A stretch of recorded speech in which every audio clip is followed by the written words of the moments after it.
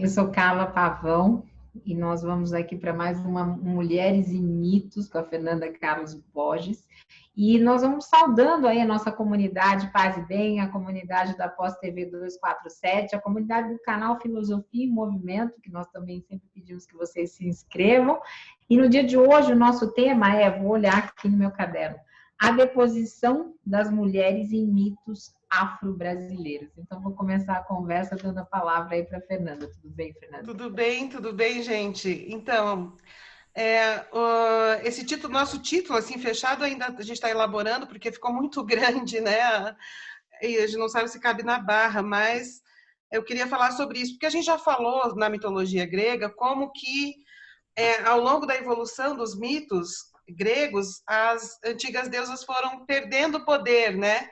Então, tem histórias, narrativas míticas que mostram essa transição de poder das grandes deusas, da grande mãe, para deuses masculinos, né? A gente já falou várias histórias sobre isso.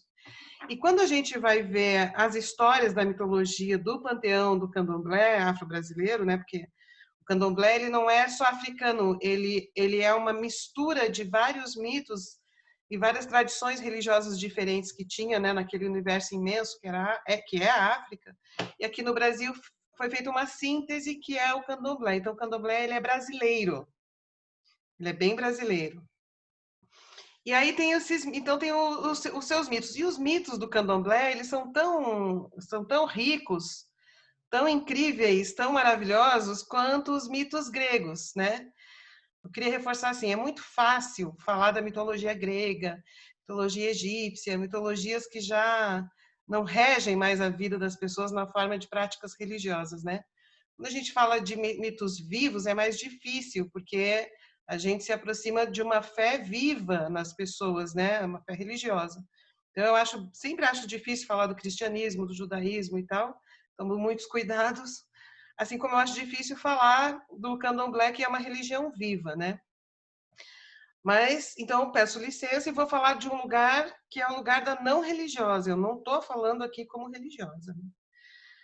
Tá, então olha só, tanto no mito grego quanto nos mitos do candomblé, a gente vê esse mesmo processo que é da transição de poderes de deusas, ou seja, de representações dos poderes transcendentais como mulheres, em transição para uma subserviência, vamos dizer assim, ou uma deposição do poder destas representações, né, dos deuses, em substituição ao poder masculino, de orixás masculinos. Então, tem muitas histórias que contam isso, né? São histórias bem interessantes que mostram essa virada cultural que nós vivemos. O Campbell, eu acho que eu falei isso no nosso primeiro ou no nosso segundo vídeo do Mulheres e Mitos. O Campbell, ele tem uma tese que ele diz que essa virada para o patriarcado aconteceu em grande escala, mundialmente, né? Ou seja, aconteceu uma grande virada cultural em que as mulheres passaram a ser submetidas ao poder masculino e isso também gerou uma virada nas narrativas míticas.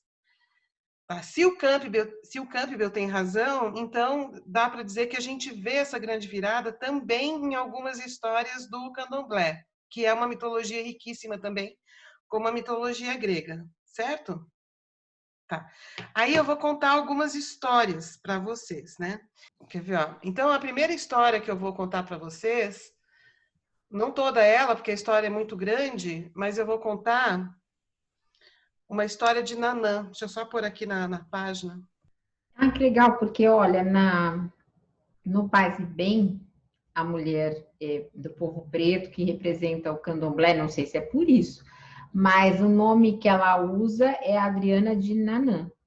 É porque ela deve ser filha de Nanã. É. E Nanã é uma grande mãe. É uma grande mãe. Ela é representada no mito como uma mulher velha e muito sábia. Ela é considerada a mãe de todos, né? É uma grande mãe velha, não é uma grande mãe. A representação dela é de uma mulher velha, ou seja, muito sábia. Ela tem toda a sabedoria do mundo. Ela sabe do bem e do mal. Ela sabe de tudo, né? E aí as histórias dela são muito interessantes. Esse livro que eu estou usando para contar essas histórias para vocês é um livro que se chama Mitologia dos Orixás. E o autor dele é o Reginaldo Prandi, tá? E aí, olha só, na mitologia do candomblé, a Nanã foi quem ofereceu a lama para a modelagem dos seres humanos. Ela que dá o barro para ser do qual se farão os homens, né? Então, vou resumir para não ler tudo, né? Não ficar muito longo, mas assim, tentaram fazer o Oxalá, né? Tentou fazer o homem do ar, daí não deu certo, porque daí ele se dissipou rapidamente. Aliás, isso também tem na mitologia grega, né? O tempo, o ar, criando e destruindo tudo muito rapidamente, até que teve que ser contido, né? Aí tenta fazer do pau, mas daí a humanidade ficou muito, o ser humano ficou muito duro, aí da pedra ficou pior ainda, e tentou fazer do fogo, né? O Oxalá tentou fazer de tudo, mas a Nanã, que é essa grande mãe, que disse, olha, faz disso aqui do barro, né? E aí então fez a humanidade como nós somos, né? Fica tranquila. Aliás, os livros do Reginaldo também são usados aqui no canal, a Dora às vezes também fala deles. Enfim, eu acho que a própria Adriana também às vezes traz Do Reginaldo? Eles são muito usados, porque, olha, coincidência, né, ou não, sem ela saber. A gente falou de Iemanjá numa semana, na semana seguinte a Dora trouxe o Iemanjá, mas aí ela já traz na figura, né, de religiosa, né, de pessoa que é religiosa, não só cientista. E aí acho que ela usou até o livro do Reginaldo. Olha que legal. Aqui, ó, vamos lá.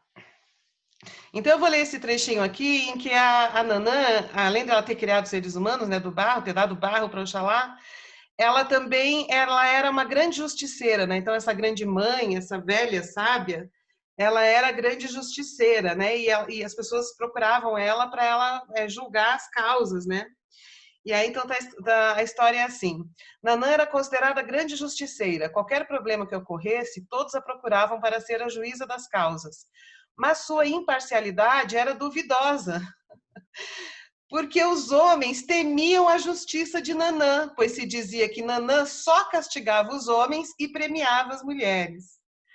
Eu acho isso muito interessante, porque como ela é muito antiga, possivelmente ela se refere mesmo a essa representação primordial de deusas da criação, né? Ou seja, em um tempo em que as mulheres não eram submetidas ao poder masculino. Então, daí a proteção da Nanã às mulheres, né? Tá. Então essa preferência, eu acho que não é... Claro, no mito está dizendo, ela não era justa com os homens. A gente aqui livremente, né, tá imaginando que talvez não seja... Não é imaginando, a gente está aqui tentando dar uma interpretação no sentido de situar a Nanã no lugar dessa grande mãe, dessa grande deusa, numa época em que as mulheres, então, não eram submetidas ao poder masculino. E do ponto de vista masculino posterior, de onde talvez tenha vindo esta versão, ela era injusta, porque ela preferia as mulheres, né? Eu adorei essa parte aqui, ó. Ogum foi reclamar a Ifá sobre o que ocorria. Segundo Exu, conhecido como bisbilhoteiro, Nanã queria dizimar os homens. Os orixás reunidos resolveram dar um amor para Nanã para que ela se acalmasse e os deixasse em paz. Eu adorei isso aqui. É bem legal, né? Porque normalmente eles que nos colocam nessa posição, enfim, né? É bem libertador. Eu não entendi o que você viu de libertador, me explica melhor. Eu achei assim, que os homens, né, querendo tirar o poder da Nanã e a Nanã querendo dizimar os homens. Eu acho que para o mundo opressor que nós mulheres vivemos hoje em dia, isso faz muita diferença, né? Não, eu tô entendendo, tem umas histórias, acho que entendi onde você quer chegar. Tem umas histórias míticas no Velho Testamento, do Velho Testamento, em que eles enviam mulheres para acalmar reis. Então elas vão lá, entram naquele reinado enviado assim pela comunidade judaica, né, para conquistar deuses de outros deuses não, para conquistar reis de outros povos, desposar e assim acalmar e fazer com que ele aceite, ou enfim, tem toda uma história aí de uso das mulheres para minimizar o poder dos reis, dos lugares em que eles pretendiam conquistar, né? E aqui ao contrário, é isso que você está dizendo, né? Manda um homem para acalmar essa poderosa, né? Que é a Nanã. O poder total dela, eles estão preocupados, né? Até o bisbilhoteiro está preocupado, porque ele viu que a mulher é poderosa. Enviaram o Oxalufã para casar com ela, e ele então dá uma poção, um chá feito de uma fruta, de caracóis, e aquilo deixa ela mansinha, tá, relaxada, né? Ela se desarma e ele se disfarça dela e vai não, antes disso. Então ela fica relaxada, então ela aí diz assim, ó, Nanã tinha se acalmado, mostrou de vez todo o seu reino a Oxalufã. Mostrou também como comandava os eguns. Os eguns são os antepassados humanos. Né? Tanto que na casa do candomblé tem nos terreiros tem uma casa dos eguns, né? Que são, vamos dizer assim, espíritos humanos. Não sei se é a mesma coisa que no espiritismo, mas assim, é isso, é a casa dos homens, mas dos homens enquanto espírito ou enquanto ancestral do humano, né? Oxalá observou tudo, eles enganando ela. Um dia, quando Nanã se ausentou de casa, Oxalá vestiu-se de mulher e foi ter com os eguns, com a voz mansa como a da velha, ou seja, Oxalá começou a imitar Nanã, se disfarçou dela. E Oxalá ordenou aos eguns que dali em diante eles atenderiam aos pedidos do homem que vivia na casa. Ou seja, do marido dela que foi lá para depor ela mesmo do poder, né? Aí, enfim, aí ele contou para Nanã que agora os eguns obedeciam ele, e ela se surpreendeu, mas ela estava tão apaixonada por ele que aceitou, que ficou meio inconformada, mas ok, né? Perder o poder sobre os eguns perder um grande poder, porque ela fazia justiça com os eguns. Então, por exemplo, se uma mulher ia lá reclamar, né, da maldade de algum homem, da violência de algum homem, ou assim, se fosse reclamar de alguma coisa, ela mandava os eguns para fazer justiça, né, para conter a violência desse homem, para conter este homem. Os eguns são usados para influir sobre a vida das pessoas. Então, quando ela perde o poder sobre os eguns, ela também perde o poder de usar os eguns para fazer justiça a favor das mulheres contra os homens. Mas ela continua, assim, tendo um poder, uma liberdade de escolha, porque esse trecho aqui, ó, não quer dizer isso quando o Oxalá diz que ela não pode ter o filho, mas mesmo assim ela fica inconformada com isso e ela engravida Não, ela continua tendo poder, ela é essa grande mãe sábia, mas ela perdeu um pouco desse poder para Oxalufã, né, que é o Oxalá velho, né? O Oxalufã é o Oxalá velho, é a representação do Oxalá como um homem velho. Também ligado à sabedoria, também é ligado à atividade intelectual e tal, né? E, é isso, ele disse que não queria ter filho com ela, mas ela não aceitou isso. E aí ela preparou uma comida com pó mágico e fez com que ele adormecesse. Quando ele adormeceu, ela deitou com ele, engravidou. E quando acordou, Oxalá ficou muito contrariado, porque ela estava grávida dele, né? Aqui, então, depois tem uma rivalidade, né, entre a Nanã e Ogum, que é o orixá dos metais. Então, ele está associado a essa evolução da humanidade com o uso dos metais, né? Eram de alguns instrumentos de ferro e aço, por isso era tão considerado entre os orixás, pois dele todas as outras divindades dependiam. Sem a licença de Ogum, não há sacrifício, porque você não tem a faca para fazer o sacrifício, né, dos animais. Aliás, isso é só um detalhe, sacrifício de animais é uma prática muito antiga, as primeiras religiões faziam isso. O sangue era considerado algo muito poderoso e purificador, o sangue de animais. Então, antes de vocês acharem que isso é uma coisa só do candomblé, se você for ler o Velho Testamento e ver o que Jeová falava para aquele povo purificar os seus pecados, era a matança de dezenas de bezerros e jogar o sangue de dezenas de bezerros sobre o altar. Então, é muito primitivo isso, não só no candomblé, mas inclusive no judaísmo também, que toda prática purificadora era jogar sangue de animal sobre o altar. E não era pouco sangue, era assim 30 bezerros. Era muito sangue jogado sobre o altar. Isso só parou no judaísmo quando o cristianismo, que é vamos dizer assim, o segundo capítulo, né, um desdobramento do judaísmo, disse: eu sou o bezerro, né? Eu sou, como é que fala? Eu sou o cordeiro. E quando ele é sacrificado, ele é sacrificado no lugar dos cordeiros, no lugar dos bezerros. E o sangue dele, então, que é derramado por vós para o perdão de todos os pecados. Então, a morte de Jesus equivale a esse sacrifício primitivo. Entende?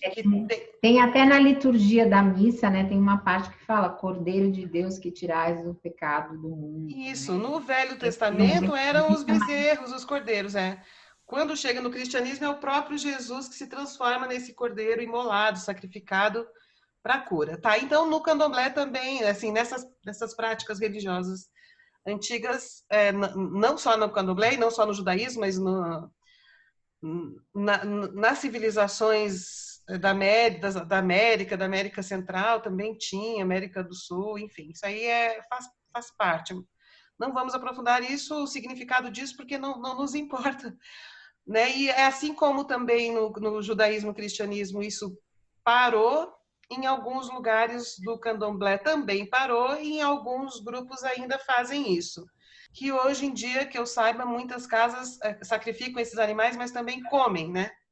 Antigamente não comia, hoje parece que se sacrifica esses animais, mas também eles são comidos nas festas. Cozidos, cozidos e comidos, né?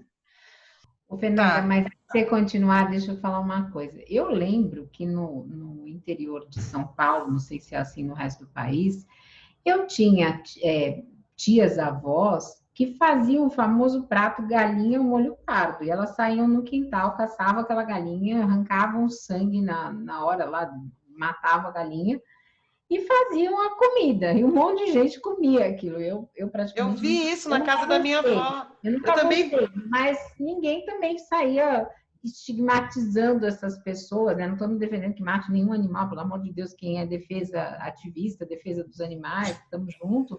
Enfim, eu acho que você está lembrando isso só para dizer assim, a gente se escandaliza tanto quando mata um galo e tal. No entanto, a gente tem aí os grandes aviários com milhares de aves confinadas e com uma vida péssima e morrendo aos milhares como na forma de produção industrial, que é muito mais terrível do que uma galinha solta que um dia recebe esse destino, né? Então, o Ogum, né, ele é o senhor da faca, o Ogum enquanto Olu Obé. A Nanã não gostou, não gosta, né, de ser submetida a Ogum, tem que pedir licença para Ogum, né? E ela fala, então, que não precisava do Ogum para nada, pois se julgava mais importante do que ele. Né? Eu acho interessante como está escrito, ela se julgava mais importante, mas ela sendo, né, uma grande mãe, a que deu o barro para criar a humanidade, ela, de fato, tem uma importância antiga, né, mítica, muito grande como uma grande mãe. Aí o Ogum diz, quero ver como vais comer sem a faca para matar os animais. Então, primeiro ela foi submetida por aquele marido que foi lá para manipulá-la e tirar o poder dela. Depois ela é desafiada também por Ogum. Quer dizer, como é que vão cultuar você se você não vai ter a minha faca, né? Enfim, ela aceitou o desafio, só que ela não se rendeu. Ela falou, não quero saber, não estou na sua, né? E aí, então, até hoje, os seguidores da Nanã não usam os objetos de metal nas cerimônias em louvor a Nanã. E hoje substituiu a faca pelo dinheiro, né? Que tem muito marido que fala, não vou te dar dinheiro se a mulher não tem um trabalho, não tem uma condição diferenciada, ou enfim, tem muita gente que faz esse tipo de jogo, né? Então, quero ver como é que você vai comer sem eu te dar isso, sem eu te dar aquilo. Claro que tem, na esquerda tem muita mulher emancipada que não se submete a isso como nanã. Mas tem alguns casos que ainda hoje, às vezes, a mulher não tem saída, né? Se ela tiver desempregada, com um monte de filho, às vezes ela não tem muita saída. Mas você percebe que na história tem muito isso, né? Primeiro, ela tem um poder extraordinário, inclusive sobre os homens, porque ela é a senhora da justiça. Os homens se sentem injustiçados, porque ela está mais vinculada às mulheres. É bem o mito da grande mãe, vinculada às mulheres em período pré-patriarcal. Depois tem uma transição, que o poder dela é reduzido quando ela sofre este casamento e esse marido tira o poder dela sobre os eguns que ela usava para fazer a justiça. É uma resistência desta mulher, dessa grande mãe, dessa representação, né, de uma grande mãe poderosa, resistindo no seu poder, né? E dentro deste universo do candomblé, ela mantém esse poder, porque ela de fato não se submeteu. Ela, para as celebrações a favor de Nanã, não se deve usar a faca, porque é a insubmissão da Nanã, a insubmissão dessa grande mãe. Você viu essa parte aqui que depois que ela engravidou dele, o Oxalá não podia mais confiar na Nanã e ele abandonou Nanã e foi viver com Iemanjá. Bem observado isso que você falou, porque uma das características dessa virada do patriarcado é o controle da reprodução de filhos, é o controle da paternidade. São os homens decidindo sobre o corpo da mulher, porque a mulher faz filhos, só que esse fazer filhos é submetido ao poder paterno. Quando a Nanã tem um filho sem a autorização dele, ela não está submetida ao poder paterno, né? Ele se sente traído porque ela não se curva a essa virada cultural da submissão da mulher aos homens. E uma coisa que é interessante lendo este livro, lendo todos esses mitos, é que assim, neste universo mítico, os gêneros são bem diferenciados também, como no mito judaico-cristão e como em alguns aspectos da mitologia grega, assim, ou da cultura grega patriarcal, né, antiga. Assim, a mulher é mulher, o homem é homem, e são papéis bem diferenciados. Não são todas as culturas que fizeram essas diferenças. Quanto maior se concebe o que é mulher e o que é homem, pior é a relação entre eles, né? Porque um se torna muito estranho ao outro, principalmente a mulher é concebida como algo muito estranho aos olhos dos homens, né? Perigosa e tal. A gente já falou isso em outros mitos. No entanto, assim como na mitologia grega, que tem os andrógenos na mitologia grega, né? Aqui no panteão do candomblé também tem, apesar dessa diferença, eles conseguiram conceber também o andrógeno, que é uma coisa que não tem, por exemplo, na mitologia judaico-cristã muçulmana, não tem espaço para aquilo que vai além da polaridade bem definida entre gêneros. Então, aqui tem o Oxumaré, que a gente já falou num vídeo, e o Logum Nedé, que também ele é andrógeno. No entanto, tem essa diferenciação também de gêneros bem marcada, o que mostra que também em culturas africanas antigas houve essa virada cultural machista patriarcal, que tiveram essa influência sobre essas histórias míticas. A gente vê que isso vai permeando tudo, né? Para o Campbell foi uma virada mundial, nas grandes civilizações mundiais. Essa virada de chave da grande deusa para o poder masculino. Que a gente já falou em outros vídeos, né? Está associado ao controle da fecundidade da mulher, da gravidez, da paternidade, da propriedade. Do patrimônio, né? Do patrimônio. Então, eu queria deixar assim claro para quem está acompanhando a gente que a gente está fazendo uma leitura que não é religiosa, a gente está tentando estabelecer essas relações, né, entre os mitos para tentar pegar essa pista, né, desta virada da subjetividade pré-patriarcal para a subjetividade patriarcal, que parece que se desenvolveu ao longo da história em muitos povos diferentes, né? É desta perspectiva apenas que a gente vê. A gente não está tentando esgotar todo esse assunto, deve ter muitas coisas que não estão ao meu alcance, né? Legal. Tratar. Nem ao meu, porque eu desconheço também o universo, então não tenho como falar do que não é a minha experiência. Mas é bonito como o mito mantém a dignidade da Nanã, né? No final ela resiste, né? Ela tem uma resistência. E ela é muito antiga. Eu acho que somos muitas de nós, especialmente aqui no canal Paz e Bem, né? Que não nos submetemos, não falamos. No meu caso também, eu tive um filho que fui só eu, e eu sempre tenho uma fala que já é bem conhecida da minha família, dos amigos, do marido e tudo, que é assim, ninguém manda em mim.